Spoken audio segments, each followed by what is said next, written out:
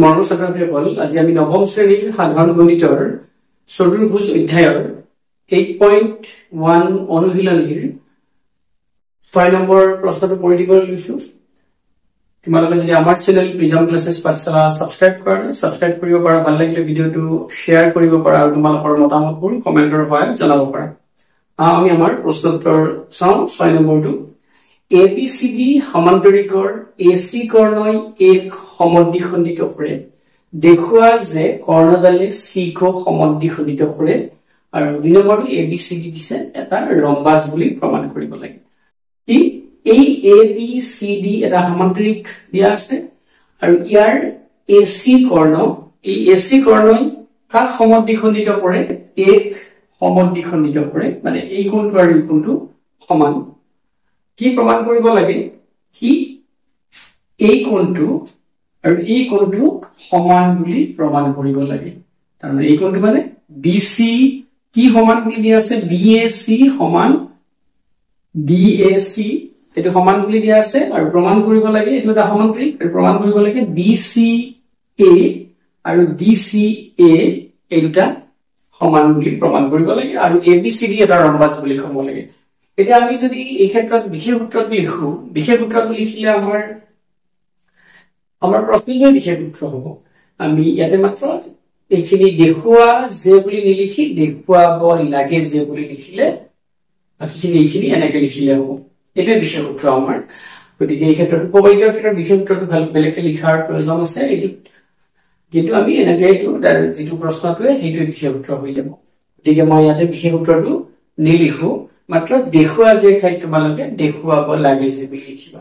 এতিয়া প্ৰমাণটো আমি কৰিম।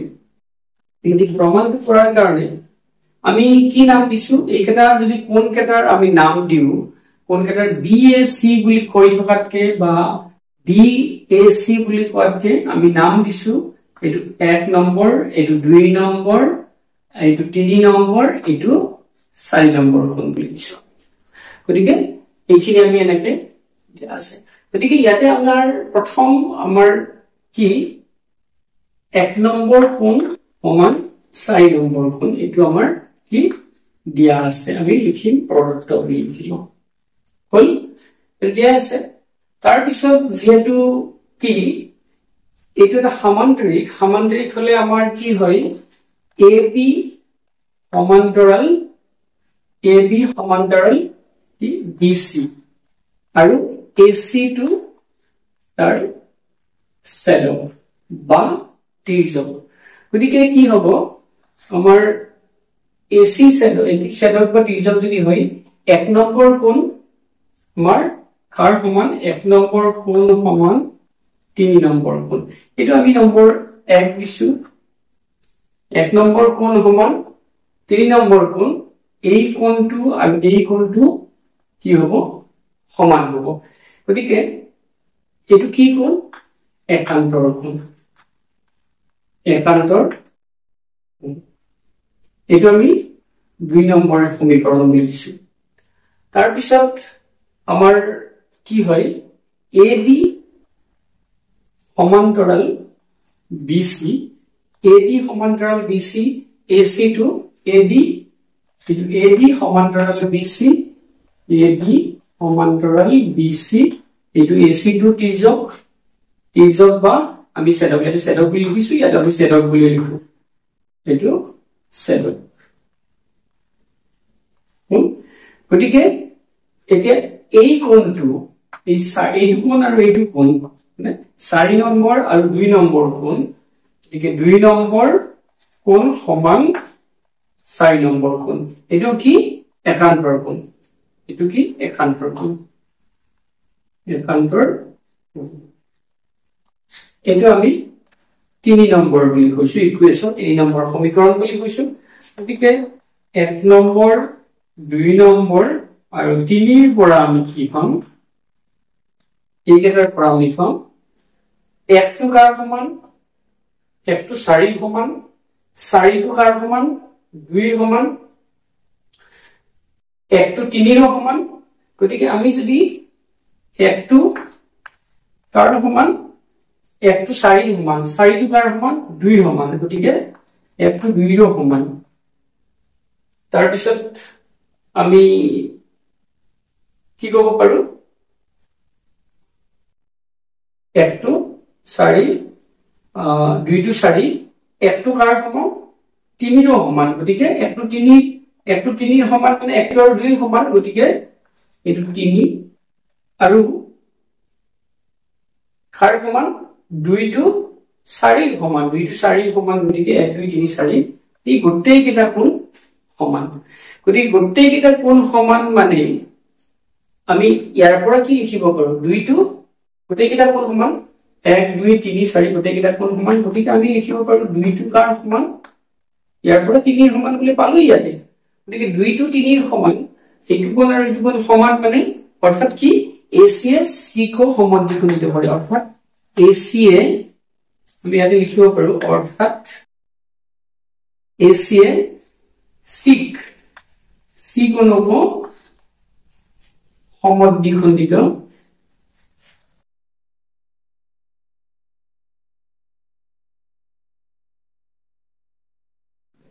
AC কোণকো সমদ্বিখণ্ডিত কৰে এটো আমাৰ প্ৰমাণ বুলি নিশ্চয় এইখিনিকে বুজি পাইছা আমি এতিয়া গতিকে একদম এতিয়া কোন কেটা লিখাতকে 1 2 3 লিখিলে আমাৰ এটো লিখিব বেছি সুবিধা হয় বুজাটো সুবিধা হয় আৰু আমি এই 2 নম্বৰ প্ৰমাণ কৰিম 2 নম্বৰ প্ৰমাণটো কৰাৰ কাৰণে আমি প্ৰত্যেক মেখিনি তোমালোকে নিশ্চয় পজ কৰি ভিডিওটো লিখি লবা দিয়া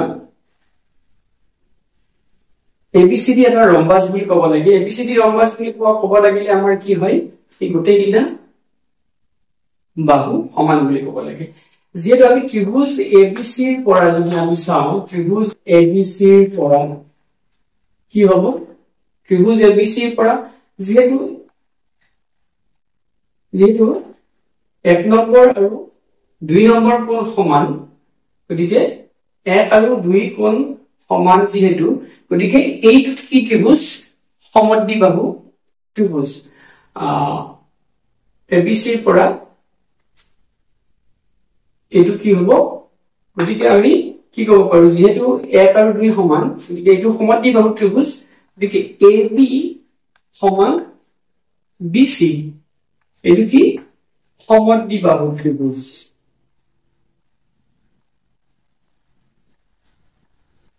সমদ্বিবাহু ত্ৰিভুজ কাৰণ ত্ৰিভুজৰ যদি দুটা কোণ সমান হয় তাৰ সন্মুখৰ কোণ দুটাও সন্মুখৰ বাহু দুটাও কোণ দুটাৰ সন্মুখৰ বাহু দুটা কি হ'ব সমান হ'ব মানে এইটো সমদ্বিবাহু হলে তাৰ AB আৰু BC সমান একেদৰে ত্ৰিভুজ কোণটোৰ পৰা ABC ৰ পৰা যদি চাও ত্ৰিভুজ ABC ৰ পৰা যদি চাও আমি দুমান বুজিছো আগৰ কি তোমালোকে লিখি লৈছা নিশ্চয়